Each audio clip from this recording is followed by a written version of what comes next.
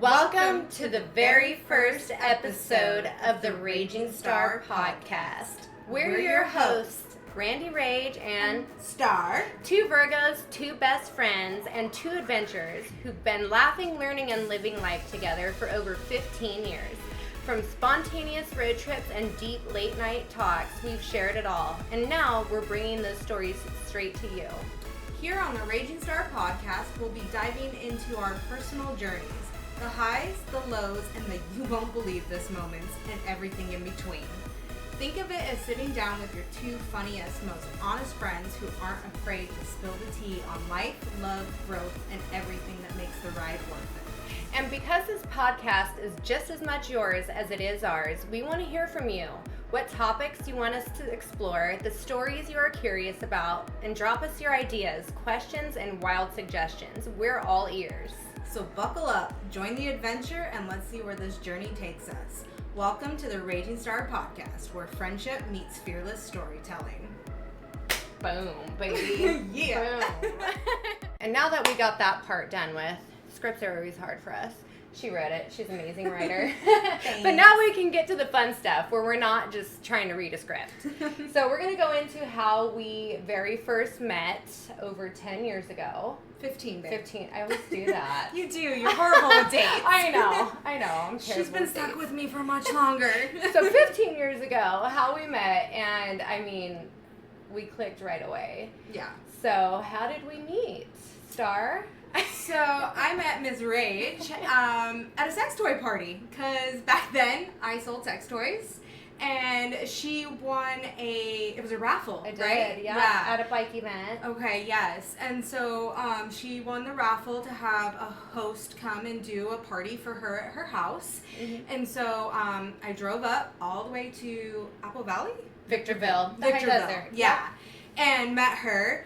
And when she first came out, she was in, I still remember this like vividly to this day. She was in a pair of jeans and like a bra and was like, okay, I need to go get dressed. And I was like, okay, cool. She's going to come out with like clothes on. No. She came out in like a mini skirt and a smaller bra. But it was a really cute outfit and she looked great. And, yeah, so ended up doing her party, and then during this party, we kind of found out that we had some common interests with the bike world and the drifting. Yes. We were both kind of car drifting at that time. Yeah, motorheads. Yeah. Yeah, girly girls, but yet tomboys, you know. Yeah, so we kind of just like meshed. And then after that, we didn't see each other for a couple months, and then we ran into each other at, it was a car show where you were doing... Yeah, and I think that one was at Anaheim Stadium, if I remember correctly. No, it was the Speedway. Oh, yeah, out there, though. Yeah, in Fontana. Mm-hmm. And you were there for a drifting comp, and Yeah. I was showing my car, and I came and found you, and Michelle remembered me, and so she came... The blonde bomb. Yes, and so you guys Michelle. came and... did some modeling with the car, and then a couple weeks later, your sister called me to come host another party for you at her place, and I hit my head, so I went up, we did the party, and I hit my head on a candle sconce. Yes. And Randy thought that was great because I stuck a dildo on it afterwards so that I didn't hit my head on it again. She utilized, the platform and made light of it, and I was like, I knew then, I was like, we're going to be good friends. Yeah. She just kept rolling with it. And honestly, and then, we kind of hung out a few times after that, and then I had to go to a wedding in Montana. And she found out that I was going to be driving by myself with my, at the time, 8-year-old daughter. And she was like, absolutely not. You're not doing that by yourself. I'm coming with you. And I was like, shit. Every time I see this girl, she is dressed to the tens. Her makeup is great. Like, everything. How is this going to be on a road trip? Like, oh no. And... so I was like, all right, cool, like, we'll make it work. And then she jumped in the truck with me, and then, like, the very first day we started, like, we got to our first location, and then that next morning we woke up, and she was like, I'm ready. And I was like, wait, you don't need to do makeup or nothing? She's like, fuck no. And I was like, sweet, let's do this. And, we bonded over a long drive all the way from Southern California to the tippy top of Montana. Yeah. We were practically in Canada.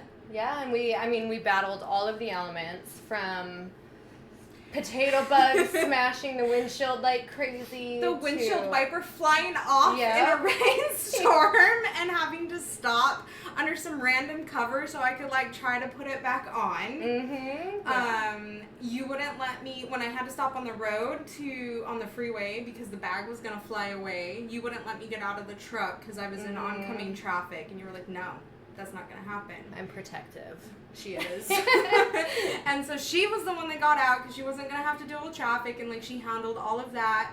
We lost my daughter in a cornfield. We did, on accident. We told her not to go that far, though. And she did. She did. She had been locked up in a truck for 8 hours.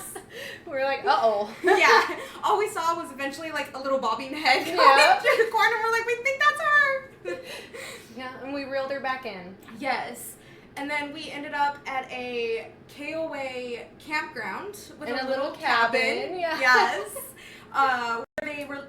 Like, it just went, they were like, oh, don't worry, we're closed, but the key's on the front. And we were like, wait, you're just going to leave the key out? Like, anybody could be in our cabin. And they were like, no, it's fine. I mean, we were in Montana. It was fine, but it was a little creepy. It was, but it was good times. It was. Great times. What else happened that trip? The groom. Oh, that's a good, yes. That is a okay, I should mention, when I invited her for this road trip, she did not know who, I was going for a wedding, and she did not know who any party was. Barely knew her. Yeah, you know? Like we had just met, like 3 months prior. And so, and with her name being Randy, they all thought I was bringing a dude. So then when they show up and happens there's this all the time. Beautiful woman with me, they were just like, wait, what is happening? And I was doing makeup and hair for the bridal party, and so I had to send her to go deal with the groom and make sure he made it down the aisle. It was a great task, though. I found him at a bar. The hotel bar. It was a venue resort. Bar. Yeah, venue wherever bar. it was. I found him, and I made sure he made it. Did you have to like put his tie on? I did. He had it on wrong. I had to fix that. Shaking and like stabbing himself with it. Yeah. Yes, I did help him out with that, and he made it. Yes. Yeah. So yes, it was because of her. The groom made it down the aisle. We were super appreciative because that was a little sketchy. And then and then after the wedding, like the next day, I took her out into the sticks with the fleas and the ticks. Absolutely. And we went shooting. Yes. And we shot into Canada. Yeah. Shh! Don't tell Canada. They might be mad at us. And yeah, that was really where our story began. I feel like we're missing a couple of really good Redneck Entertainment that night. Redneck Entertainment and Love Child. So Redneck Entertainment was at the time my mom's house in Utah. Nobody was living there. Yeah. It was full of baby mosquitoes. Yes. And no electricity on. No. Yeah. And so the power was on, but like we just didn't have it on. So her and I, we didn't want to get eaten alive by mosquitoes that night, so we turned off everything and plugged in a bug zapper. Yes. And then we watched mosquitoes and moths get zapped all night. And it was very entertaining. Mm-hmm. So we called that our Redneck Entertainment. Yeah. Yeah. That was our Redneck Entertainment night. Yeah. And then our Love Child at the gas station. Yes. That was a good one. Yeah. So I got out of the truck to pump gas, and some dude started hitting on me and was like, hey. And I was like, ew.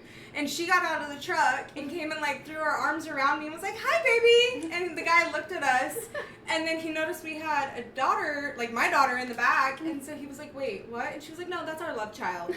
And he was just like, oh. She really is. She is. She is still our love child. Yeah, 100%. Absolutely. Yeah. Yeah, I had her with her. Good genetics, you know? Mm-hmm. And so, yeah, that's how that happened. That was our bonding. Mm-hmm. Yeah. Besties from then on out. Yeah, she's been stuck with me ever since. You've been stuck with me too. Not getting rid of her. No. Yeah. And that is our story. It is. Do you want to pause this from here? Yeah. Okay.